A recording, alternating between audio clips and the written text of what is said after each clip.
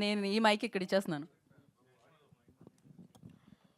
Questions ఉన్నాయా లేదంటే లేదా ఉన్నాయా? ఓహో, అందరు రెడీగా ఉన్నారా క్వశ్చన్కి? ఓహో, అక్కడ వైట్ పేపర్ పెట్టుకున్నా సార్. Yes sir. వరలక్ష్మి గారు హలో అండి. హలో అండి. వెరీ నైస్ అటెంప్ట్ అండి. ఎస్పెషల్లీ నేను మాట్లాడే కూడా మీతో ఫోన్లో. ఎస్పెషల్లీ ప్రిన్సిపల్ రూమ్లోకి మదర్ వెళ్ళే సీన్ ఒకటి ఉంటుంది. I don't want to reveal much, but ఆ particular scene almost like hit haunted me for several hours. And second హాఫ్లో సేమ్ ప్రిన్సిపల్ రూమ్లో ఇంకొక సీన్ ఉంటుంది. ఆ ఫాదర్తో ఒక సీన్ ఉంటుంది, ఒక రియాక్షన్ ఉంటుంది ఆ పాపది. That is maybe the essence of your attempt ఏమో. వెరీ నైస్ అండి. Maybe I hope audience will give you more and more love in the coming days. And on that note ఒక వేరే question. నిన్న after everything people are talking good things about the film. చాలామందికి నచ్చింది. ట్విస్ట్ల గురించి మాట్లాడుతున్నారు, message గురించి మాట్లాడుతున్నారు. As a first time director మీరు ఇన్ని తక్కువ డేస్లో ఎలా చేశారు, ఎంతమంది సీనియర్ యాక్టర్స్ని ఎలా హ్యాండిల్ చేశారు, people are talking so much. But writer of the film వేసిన ఒక tweet, and more than the tweet, సరే డిఫరెన్సెస్ విల్ కమ్, బట్ ఏంటంటే ఆయన నా స్టోరీని రేప్ చేశారనే భావం వచ్చేలా ఒక పదం వాడారు. సో వాట్ ఈస్ హ్యాపెనింగ్, అసలు ఏం జరిగింది, ఇంత స్ట్రాంగ్ రియాక్షన్స్ రావాల్సిన అవసరం ఏముంది? సో అందరూ రెడీగా ఉన్నారా? అంటే ఈ క్వశ్చన్ అందరి మైండ్లో ఉంటుందో తెలుసు నాకు. సో నేను లాంగ్గా డీటెయిల్గా చెప్తాను. ఫస్ట్ అయితే నాకు సాయి గారి మీద చాలా మర్యాద ఉంది, because is a very senior writer and I have a lot of respect. But the world, మన ప్రపంచం ఎలా అంటే, కొన్ని స్టోరీస్ వచ్చి అలానే ప్రజెంట్ చేస్తే ఆడియన్స్కి వచ్చేసి నచ్చదు. That is the truth of the matter. So నేను ఎవరిని వాళ్ళ కథని రాబ్ చేయలేదు, నేను తీసుకోలేదు. కాంట్రాక్ట్ వేసాము, డబ్బులు ఇచ్చాము, అన్నీ తీసుకున్న తర్వాత ఆ కథ నాదైంది. ఆ కథ వచ్చేసి ఆయన దగ్గర వచ్చేసి ఆల్మోస్ట్ ఒక 6 years ఉండింది. అంత బాగుంటే ఎందుకు చేయలేదు? సో అంటే ఏమో ల్యాగ్ ఉంది. అండ్ ప్రతి చోట్ల వెళ్ళేసరికి, కథ చెప్పేసరికి నాకు వచ్చిన ప్రతి టైం ఫీడ్బ్యాక్ ఏంటంటే సెకండ్ హాఫ్ బాగలేదు. నేను నిజంగా చెప్పాను, మీకు తెలుసు నేను అబద్ధం చెప్పలేదని. ఇదే జరిగింది మ్యాటర్. ఓకే, ఇప్పుడు జనరల్గా అయితే రైటర్ గారు వచ్చేసి మీతో పాటు కూర్చొని వర్క్ చేయాలి, అవన్నీ చేయాలి. ఆయన చాలా బిజీ. ఆయన అన్ని పెద్ద సినిమాకి వెళ్ళిపోయారు. నన్ను వచ్చి కలవకూడదు లేదు.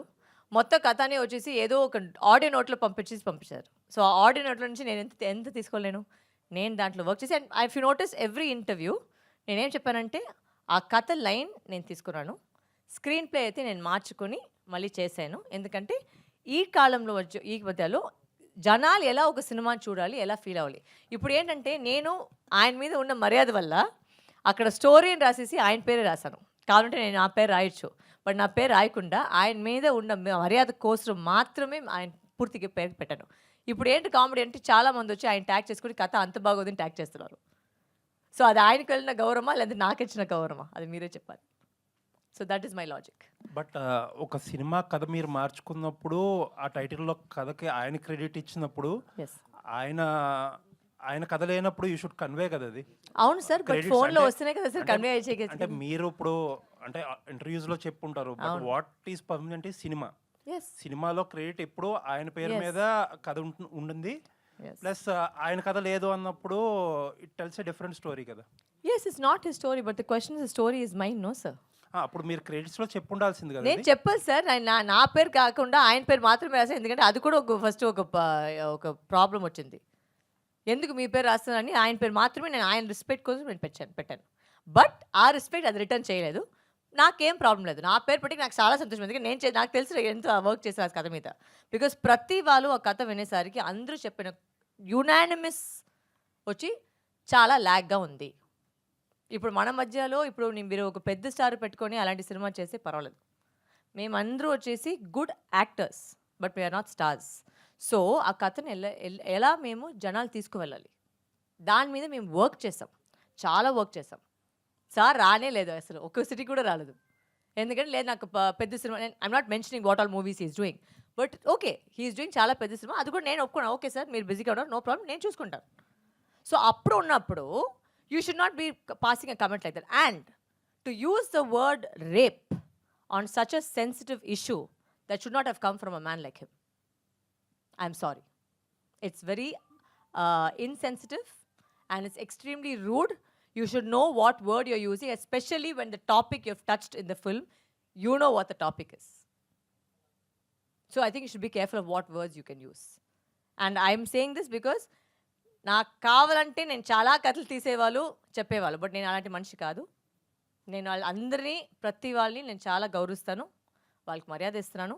So I don't want to get down to the level of telling you what all happened for me to come to this point. అంటే మేము మామూలుగా ఒక డిసిషన్ రాలేం కదా, ఒక డిసిషన్ తీసుకోవాలంటే ఇంత పెద్ద డిసిషన్ తీసుకోవాలంటే దాంట్లో చాలా నడిచింటుంది. నడిచిన తర్వాత ఇది అంతే వచ్చింది.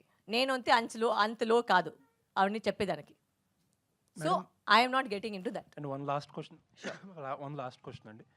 కథ సెకండ్ హాఫ్ డ్రైవ్ మార్చినప్పుడు ఆయనకి చెప్పే ప్రయత్నం చేశారా ఇలా మారుస్తున్నాను? నేను క్లైమాక్స్ ఫస్ట్ నుంచి చెప్పాను సార్, మార్చాలి ఎందుకంటే వర్క్ అవ్వట్లేదు. ఇట్స్ వెరీ సింపుల్, నాకేం పెద్దగా లేదు. ఏంటో మీరు అందరూ ఇప్పుడు చెప్పారు కదా, మీకు క్లైమాక్స్ ట్విస్ట్ నచ్చిందండి. ఆ క్లైమాక్స్ ట్విస్ట్ అదే నాది. నాకేంటంటే ఆ కథ వచ్చేసి అక్కడే ఒక కోర్ట్ రూమ్లో అయిపోతే ఒక అమ్మాయిని చాలా వీక్గా కనిపిస్తారు. I don't want that. I wanted a women to feel strong. I wanted the story to tell so that women can feel empowered. So ఆ ట్విస్ట్ పెట్టినప్పుడు మీరు అందరూ చూసింటారు సినిమాని, ఆ ట్విస్టే వచ్చి అందరూ చప్పట్లు కొడుతున్నారు. సో అంటే what I did was right and I don't go back on that. Nice and congrats. Thank you.